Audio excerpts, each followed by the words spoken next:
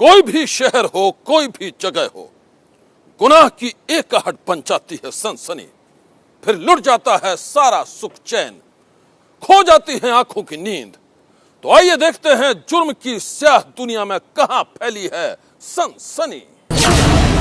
नासिक में ढोंगी बाबा के नाटक का पर्दाफाश। भूत भगाने के खेल से करता था ठगी, पुलिस ने किया मामला दर्ज। विशा मौत मिस्ट्री की तहकीकात में सीबीआई की जांच शुरू। परिवार को उम्मीद मिलेगा इंसाफ, जल्द होगा बड़ा खुलासा। जयपुर की अनुमीणा सुसाइड केस में खाली हाथ है पुलिस। अंडरग्राउंड पति का अब तक नहीं मिल पाया कोई सुराग। परिवार ने की सीबीआई जांच की मांग। लखनऊ की श्वेता खुदकुशी कांड में मौत की दो थ्योरी से बड़ा सस्पेंस। हत्या और आत्महत्या की गुत्थियों की तहकीकात में उलझी पुलिस। अलग अलग शहर और हर शहर से जुर्म की डरावनी कहानी। सबसे पहली दास्तान नासिक के लोटे वाले बाबा की, जिसके भूतिया जाल में फंसने वाले लोग अब लगा रहे हैं पुलिस के चक्कर।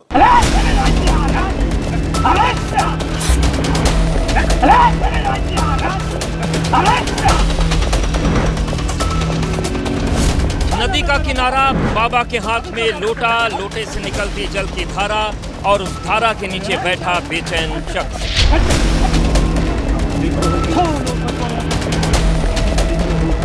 बाबा मंत्र बुदबुदा रहा है और लोटे से निकलती धार सीधे जमीन पर बैठे शख्स के सिर पर गिर रही है। जैसे जैसे वो भीग रहा है, उसकी बेचैनी बढ़ती जा रही है और इसके साथ ही वो अजीब अजीब हरकतें करने लगता है।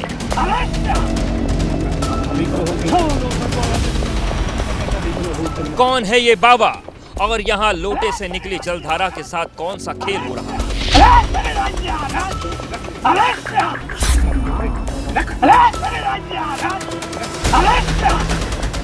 हैरान कर देने वाली ये तस्वीरें नासिक के चर्चित बाबा कमलेश शिव कुमार अधिकारी की हैं। खुद को रूहानी ताकत का बादशाह बताने वाला वो तांत्रिक जो यहाँ भूत भगाने का नाटक कर रहा है। बाबा का दावा है कि शख्स के ऊपर शैतानी साया है और अब तंत्र मंत्र के खेल से उसी शैतानी साये को भगाया जा रहा है।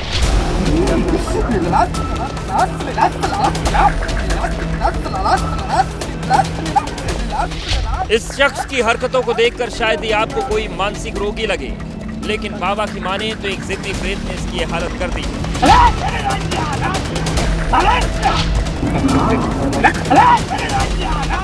बाबा कमलेश शिव कुमार अधिकारी के मुताबिक सन की प्रेत ने इस शख्स के जिस्म को अपना अड्डा बना लिया है, लेकिन इनके पास इसका भी इलाज है। लोटे के अभिमंत्रित जल से प्रेत पर वार किया जा रहा है और उसी वार से प्रेत तिलमिला रहा है। बचना मुश्किल है और इसीलिए वो ऐसी हरकतें कर रहा है।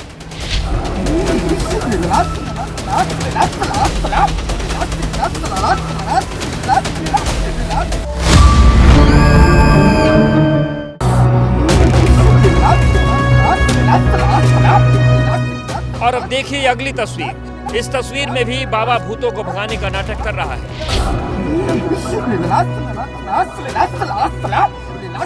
यहाँ भी एक शख्स नदी किनारे बैठा है और उसके ऊपर लोटे से जल की धारा डालकर बाबा शैतानी साई को चैलेंज कर रहा है, उसे मार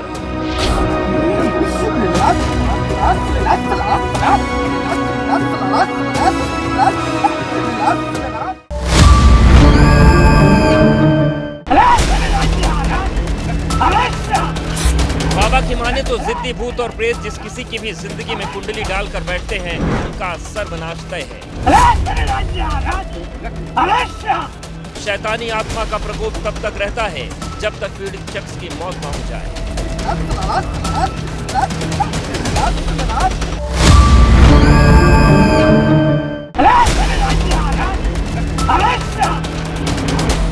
कुछ रोज पहले बाबा कमलेश शिव कुमार अधिकारी ने इसी तरह नासिक के दो भाइयों को डराया था।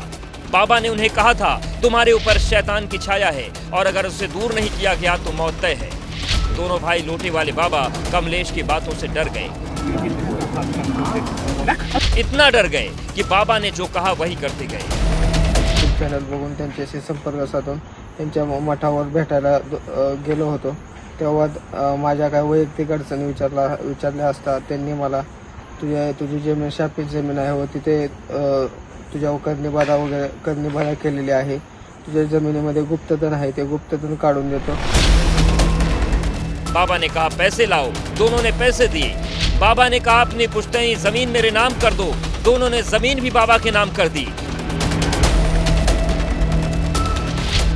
लेकिन इसके बाद भी जब दुखों का अंत नहीं हुआ तो दोनों भाइयों को यह समझते देर नहीं लगी कि लोटे वाला बाबा ने भूत भगाने के नाटक से इन्हें ठग लिया है। बाबा की शिकायत की गई और अब ये बाबा पुलिस के रडार पर है। पूजा विधीसाठी त्यांनी आम्हाला उज्जैनला बोलवले व तिथे मी त्यांना 1.5 लाख रुपये त्यांना दिले। तिथे त्यांनी मशानामध्ये अघोरी पूजा केल्या। अघोरी पूजा केल्यानंतर त्यांनी आम्हाला नंतर पिंपरखेडे येथील आश्रमात बोलवले। तिथे त्यांनी आमच्यावर आणखी पूजाविधीच्या बहाण्याने आम्हाला 2 एकर जमीन, माझ्या भावाच्या नावावर 2 एकर जमीन त्यांनी देण्यास भाग पाडले।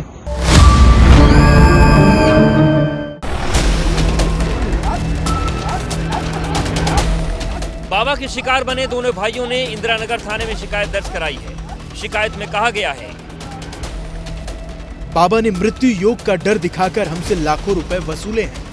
बाबा के कहने पर हमने उज्जैन के शमशान घाट में अघोरी पूजा की। पशु बलि देने और दैव्य उपचार के नाम पर बाबा ने हमारी 2 एकड़ जमीन हथिया ली है, इस पर कब्जा कर लिया है। कमलेश अधिकारी नाम का ये फर्जी बाबा नासिक के पाथरडी इलाके में रहता था। वहां पे आए हुए भक्तों को वो अंधविश्वास की खाई में ढकेलता था और उसका शोषण भी करता था। सोलापुर के 2 भाइयों ने ऐसे ही उसके जाल में आकर अपनी 2 एकड़ जमीन भी उस बाबा के नाम कर दी थी। मठ बनाने के नाम से बाबा ने उनसे 2 एकड़ जमीन ऐंठने का भी काम किया था। ये मामला तब सामने आया जब अंधश्रद्धा निर्मूलन समिति के कार्यकर्ताओं ने बाबा का पूरा के पूरा पर्दाफाश किया। अभी इंदिरानगर पुलिस थाने के अंदर उसके खिलाफ मामला दर्ज है। ढोंगी बाबा कमलेश शिव कुमार अधिकारी के खिलाफ शिकायत दर्ज करने के बाद अब पुलिस पूरे मामले की जांच कर रही है।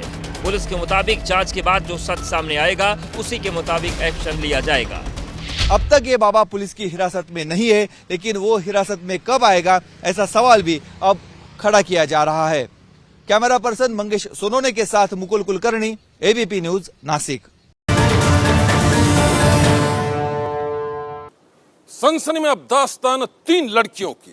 3 लड़कियां जिन्होंने जिंदगी के सपने देखे थे, लेकिन शादी के बाद उनकी खुशियों को ग्रहण लग गया और फिर मौत की खौफनाक कहानी में सब खत्म हो गया। सबसे पहली दास्तान ट्विशा की, वही ट्विशा जिसकी मौत की पहेली बन गई है सबसे बड़ी मिस्ट्री।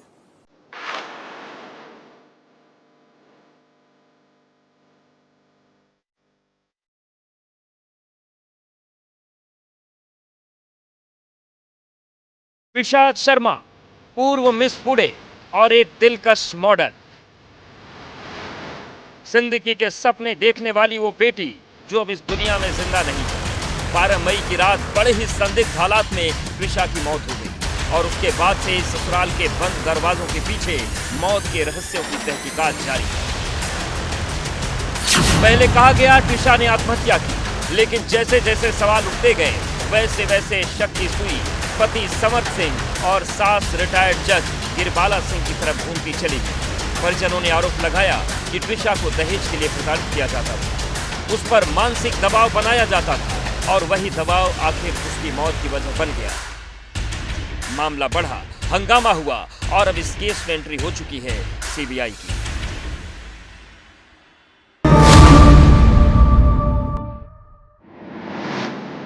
मंगलवार की सुबह भोपाल के कटारा हिल्स इलाके में अचानक हलचल बढ़ गई। सीबीआई की एक टीम महिला अधिकारियों के साथ सीधे पहुंची ट्विशा के ससुराल। घर के बाहर मीडिया का जमावड़ा था, लेकिन अंदर क्या चल रहा था इस पर पूरी तरह सन्नाटा पसरा। सीबीआई की टीम घंटों तक घर के अंदर रही। सूत्रों के मुताबिक टीम ने घर के हर हिस्से को बारीकी से देखा, कमरों की स्थिति समझी और उन परिस्थितियों को जोड़ने की कोशिश की जिनके बीच ट्विशा की मौत हुई। यानी अब जांच सिर्फ कागजों तक सीमित नहीं है, सीबीआई अब उस घर की दीवारों से सच निकालने में जुटी है। ससुराल के बाद सीबीआई की टीम पहुंची शाहजहानाबाद स्थित आर्मी कैंटोनमेंट कुरुक्षेत्र में, जहां ट्विशा के परिजन ठहरे हुए हैं। यहाँ अधिकारियों ने परिवार से लंबी बातचीत की। सूत्र बताते हैं कि परिजनों ने जांच एजेंसी को कई अहम जानकारियां दी। दहेज प्रताड़ना के आरोप, घरेलू तनाव और मौत से पहले के हालात। अब सीबीआई इन्हीं दावों की सच्चाई तलाश रही है। सबसे बड़ा सवाल यही है, ट्विशा की मौत का सच क्या? सीबीआई ने इस मामले में ट्विशा के पति समर्थ सिंह और सास गिरबाला सिंह को आरोपी बनाया है। समर्थ पेशे से वकील हैं, जबकि गिरबाला सिंह रिटायर्ड जज हैं। यानी अब जांच के घेरे में एक ऐसा परिवार है जो कानून को अच्छी तरह समझता है। इस केस का सबसे बड़ा रहस्य है ट्विशा की आखिरी रात। ट्विशा की मौत को लेकर सवाल है, आखिर मौत से पहले क्या हुआ था? क्या कोई विवाद हुआ था? क्या ट्विशा मानसिक दबाव में थी, या फिर कहानी कुछ और है?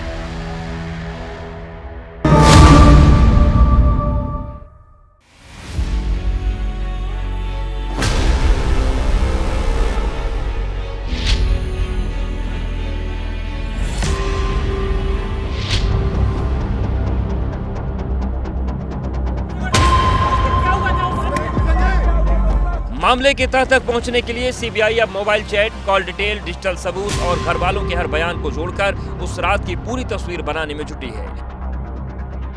और यही तस्वीर तय करेगी कि ट्विशा की मौत आत्महत्या थी या फिर किसी दबाव और प्रताड़ना का अंतिम अंजाम।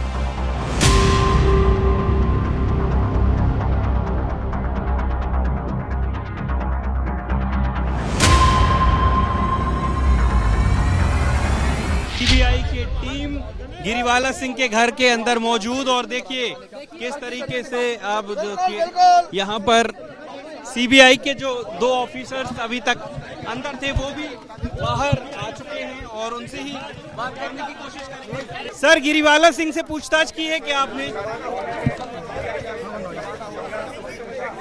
तो ये सीबीआई की टीम आप देख सकते हैं कि अब इस वक्त यहाँ से रवाना होने को तैयार करी। भोपाल की ट्विशा की मौत एक मिस्ट्री बन गई है और अब इस मिस्ट्री को सुलझाने की जिम्मेदारी सीबीआई को सौंपी गई है। मशहूर मॉडल और एक्ट्रेस ट्विशा शर्मा की मौत के वक्त और हालात पर जिस तरह सवाल उठ रहे हैं, ठीक वैसे ही सवाल श्वेता की मौत पर भी उठाए जा रहे हैं। लखनऊ की श्वेता करीब 6 महीने पहले दुल्हन बनी थी। करीब 6 महीने पहले जिस घर में उसकी डोली पहुंची थी, एक दिन उसी घर से उठ गई उसकी अर्थी। दुल्हन के जोड़े में सजी इस लड़की का नाम श्वेता है। लखनऊ में रहने वाली श्वेता की शादी करीब 6 महीने पहले हुई थी। श्वेता के दरवाजे पर बारात लेकर आए भूपेंद्र प्रताप ने 22 नवंबर 2025 को उसकी मांग में सिंदूर भरा। धूमधाम से शादी की रस्में पूरी होने के बाद परिवार वाले उसे हंसी खुशी दामाद भूपेंद्र प्रताप के साथ विदा कर दिए। लेकिन उस दिन किसी ने सपने में भी नहीं सोचा था कि जिस घर में श्वेता डोली में सवार होकर पहुंची थी, वहां से एक दिन उसकी अर्थी उठ जाएगी। शादी के सिर्फ 5 महीने बाद ही श्वेता के परिवार वालों को उसके मौत की खबर मिली, तो इनके पांव तले जमीन खिसक गई।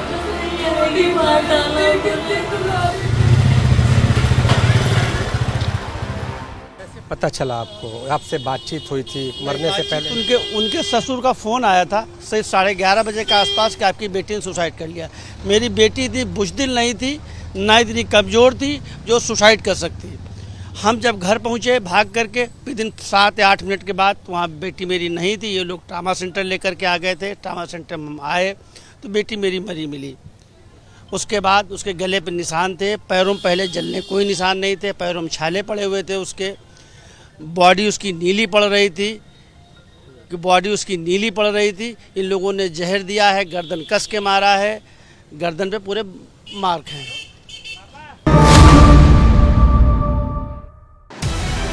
परिवार वालों का कहना है कि ससुराल वालों ने श्वेता की मौत को सुसाइड करार दिया था, लेकिन इन्हें शक है कि उसने सुसाइड नहीं किया बल्कि उसका मर्डर किया गया था। 10:30 बजे मेरे से बात हुई थी। मेरी वाइफ आईसीयू में एडमिट थी, कल वार्ड में शिफ्ट हुई थी। तो हमने कहा बेटा आए नहीं तुम? कहले पापा हमें बुखार आ गया था, दवाई पैरासीटामोल खाई है, मैं अभी आधे घंटे में आ रही हूँ। बात खत्म हो गई वहाँ से। फिर बड़ी बेटी से हमारे बात हुई 11:05 11:10 के लमसम इसी टाइम, मतलब एग्जैक्ट टाइम तो नहीं कह सकता मैं। बात हुई, बोली आई नहीं बेटा तुम? कहले पापा दीदी नहाने जा रहे हैं, नहा धो के अभी अस्पताल पहुँच रहे हैं। नहाने के बाद और 11:30 बजे मेरे पास फ़ोन आएगा कि आपकी बेटी ने सुसाइड कर लिया। जो इतना तैयार होगा आ रहा हो खाना पीना लेकर के, सुसाइड कैसे कर सकता है?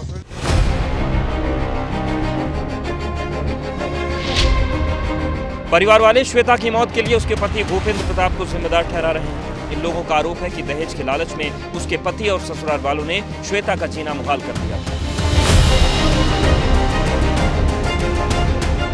जनवरी से इन लोगों ने 10 लाख रुपया 4 व्हीलर कार मांगने की डिमांड रखने लगे कि हमको अपने लैब में लगाना है।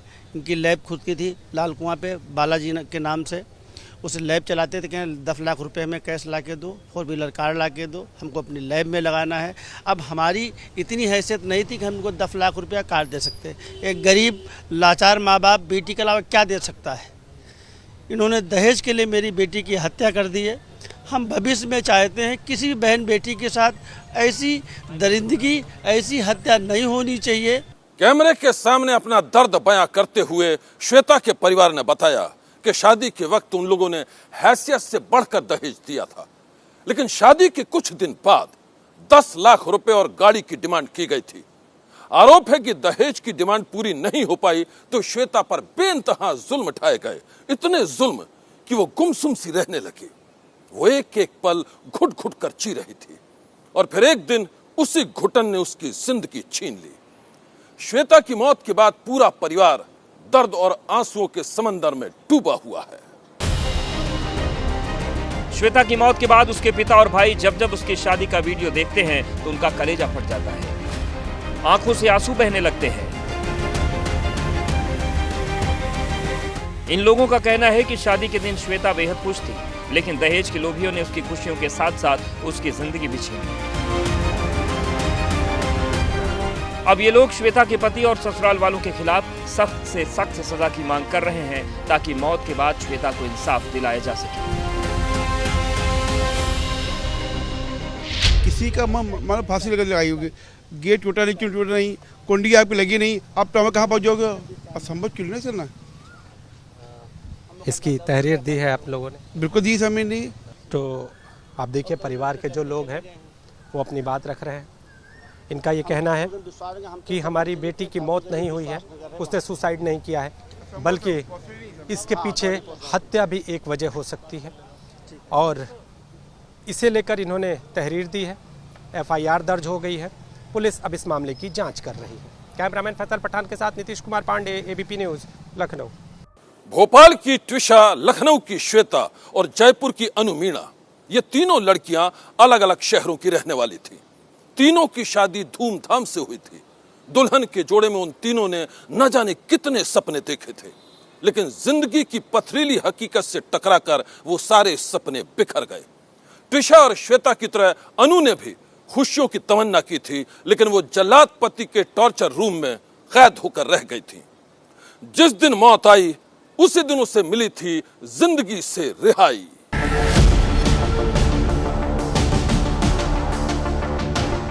ये अनु मीणा के दर्द और घुटन की कहानी है। जयपुर में रहने वाली अनु मीणा अब इस दुनिया में नहीं है।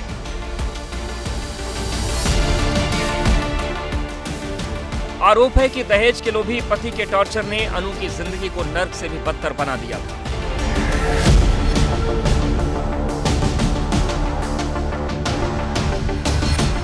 पति के जुल्मों ने ही करीब 1.5 महीने पहले उसे मौत के मुंह में पहुंचा दिया। अनु के पति गौतम ने उसकी मौत को सुसाइड बताया था।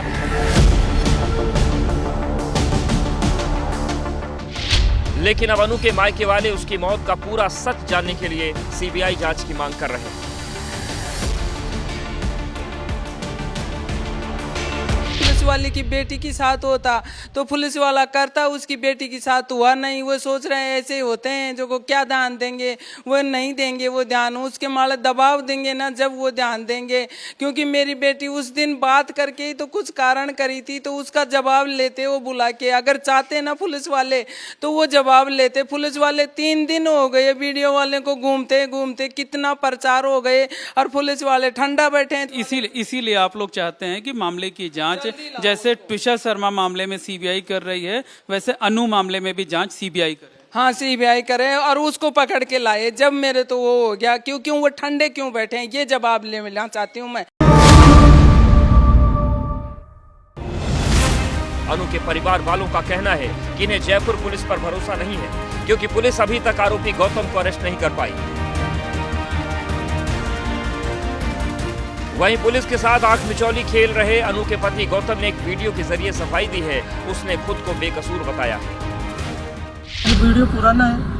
इससे पहले अनु की मेरी ऑफिस से आते टाइम में बहुत गंदी बात हुई। वो होट टॉक कर रही थी मेरे से, बहुत होट टॉक कर रही थी। आते ही मैं ऑफिस से अंदर घुसा था, सीधा मैं टीवी को दे पड़ा था। मेरे भाई की रवि की शादी है, उसमें हमने खूब डांस किया। शादी में पूरा मेरा फाइनेंस मैटर वो संभालती है। मेरी प्रॉपर्टी 70% उसके नाम है सर। मैं वो सिस्टम में था, ये पीछे से आके मेरी मम्मी के, अनु के और हमारी दादी के दिए, नानी के दिए हुए सारे सामान सट्टे ले गए सर। कम से कम काफ़ी सोना चांदी ले गए, मेरे प्रॉपर्टी के पूरे कागज ले गए, और अब मेरे बच्चों से ये बना कि मुझे बदनाम किया जा रहा है। तो इसमें मैं पुलिस प्रशासन का पूरा सहयोग करूंगा। बस प्लीज मुझे हेल्प करें। आज की सनसनी में बस इतना ही। आप रहिएगा होशियार। सन्नाटे को चीरती सनसनी कल फिर देगी दस्तक आपकी दहलीज पर।